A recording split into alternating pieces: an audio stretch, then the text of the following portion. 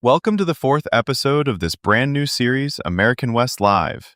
Every other week, we'll share a 10-minute slice of some of the best stories about how the American West came to be and California grew to become the fourth largest economy in the world. It all began in the mid-1800s, following an emigrant migration that began as a trickle, then became a massive movement fueled by desire for land, economic opportunities, and escaping hardships. This week, we focus on what is called the Horseback Party of Six, who went out ahead of the rest of the Stephens-Townsend-Murphy party upon reaching Truckee, now called Donner Lake, in November of 1844. Why they separated from the group and where they went to reach Sutter's Fort 25 days later has been subject to much speculation in history. We at History Expeditions aim to try and solve the mystery and reveal the finding of our extensive research in the upcoming Survivors and Heroes expedition, which will begin September 29th. We hope you enjoy. Okay, let's dive into this. Try to picture it. It's November 1844. You're with the Stephens-Townsend-Murphy party, and you're just staring up at these huge snow-dusted mountains, the Sierra Nevada. Yeah. And winter is definitely coming. Supplies are running low, fast, and the whole wagon train is basically stuck. Stalled out. It's a real moment of crisis. Oh, absolutely. A genuine crisis. They'd made it so far west, but these mountains were just this massive immediate barrier. And the animals, the oxen, they were worn out. The weather was turning nasty. Waiting just wasn't really an option if everyone wanted to, survive. Right. And so out of that pretty desperate situation came this decision. It must have felt like a huge gamble. 6 people.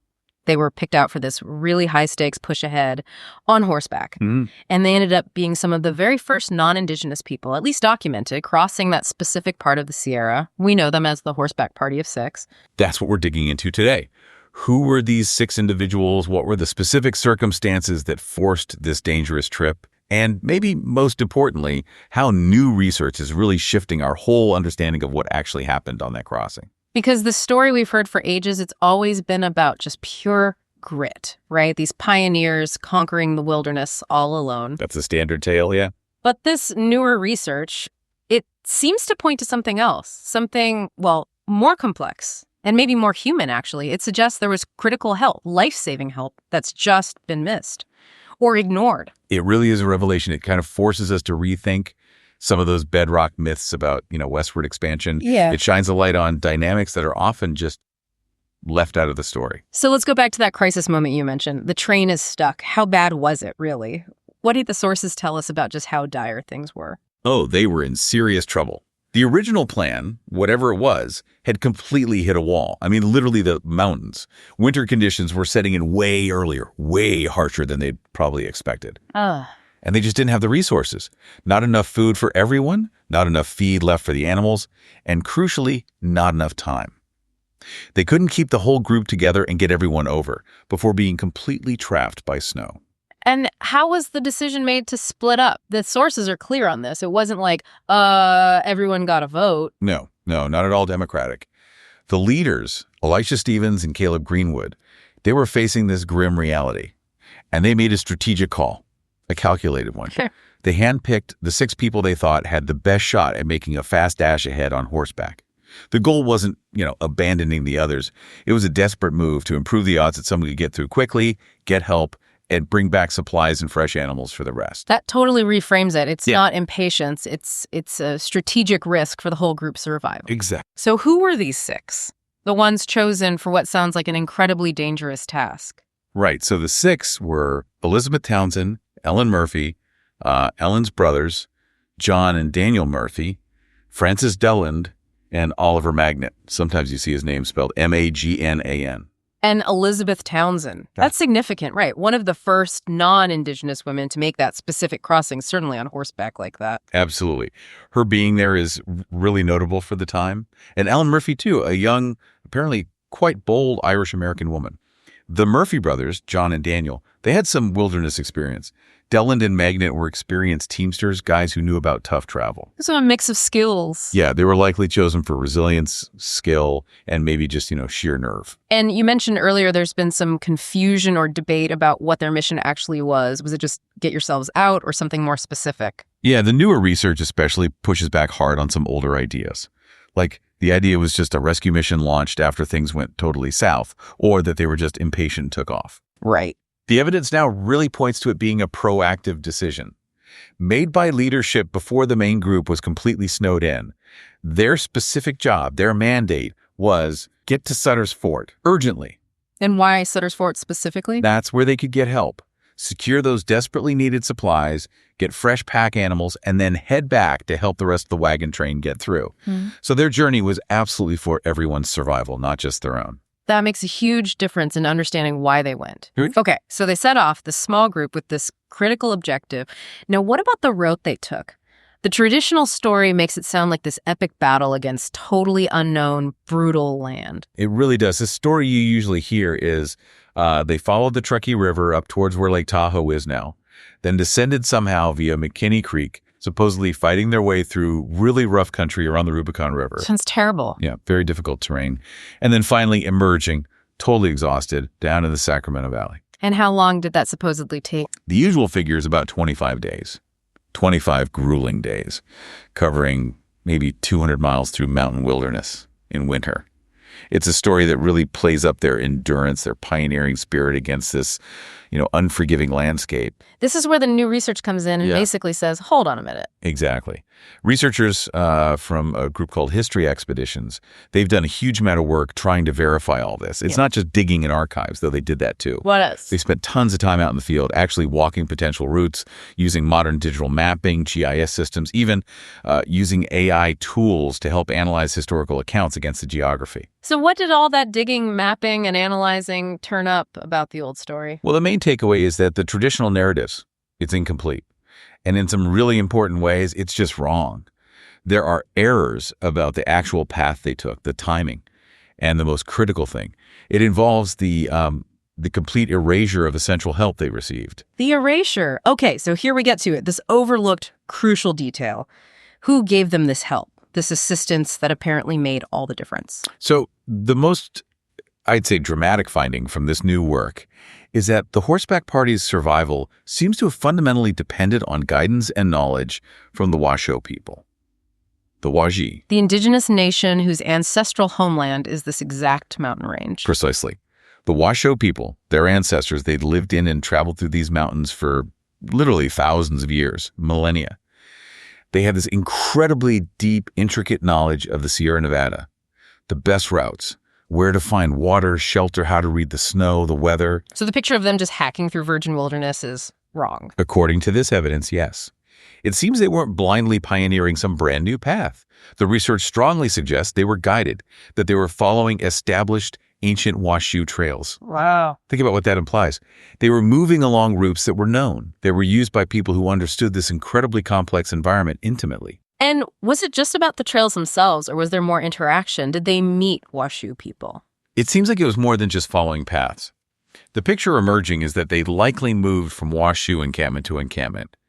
And at these points, they received critical, probably life-saving advice from Washoe individuals. Advice like what?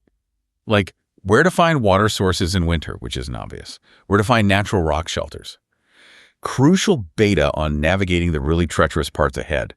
This wasn't just passive map following. It sounds like active assistance. This just completely changes the texture of the story. It shifts it from, man versus wild to, successful navigation through shared knowledge, cross-cultural knowledge. It fundamentally does. This indigenous assistance, which was just missing from the standard accounts for so long, it really looks like it was the difference between making it and, almost certainly not making it. The Sierra in winter is no joke. It's a labyrinth. That ancient Washoe knowledge, whether it was freely shared or maybe necessarily shared in the circumstances, it gave the party the key, the essential guidance they needed to have a fighting chance. Without it, it likely would have been a fatal maze. It really cuts against that powerful American myth, doesn't it? The rugged individualist, the lone pioneer figure, taming the wilderness all by themselves. Absolutely. It suggests that even these really iconic stories of frontier determination were often built on, or at least significantly helped by, interactions and knowledge from the people who already lived there, who already knew the land. Alliances, maybe sometimes unspoken or unrecorded. And speaking of challenging old ideas, we should definitely circle back to the women in this group, Elizabeth Townsend and Ellen Murphy. Yes, absolutely. Their presence on a journey this extreme is, well, pretty remarkable for the 1840s. The typical frontier narrative often didn't portray women as capable of this kind of physical endurance. Right, they were supposed to be back at the wagon, fragile maybe. But here they are, riding alongside the men, facing blizzards, crossing freezing rivers. Exactly. They weren't just tagging along. They were active participants, facing the same brutal conditions, contributing to the group pushing forward, surviving. Their courage, their resilience. It seems undeniable based on the fact they made it. And what impact did their success have on those stereotypes? Well, they basically smashed them. Their journey proved pretty definitively that courage and strength and sheer capability weren't, exclusively male traits on the frontier. They didn't just cross the mountains. They blazed a cultural trail, too, you could say, redefining what was thought possible for women heading west. So, stepping back to the bigger picture, what was the immediate result of the Horseback Party making it through?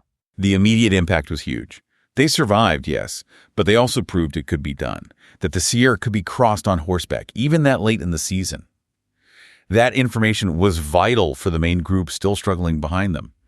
It offered a viable path forward and reinforced the hope that help was actually coming. And that proof, that established route, however difficult, it became pretty important later on, didn't it? Oh, absolutely critical.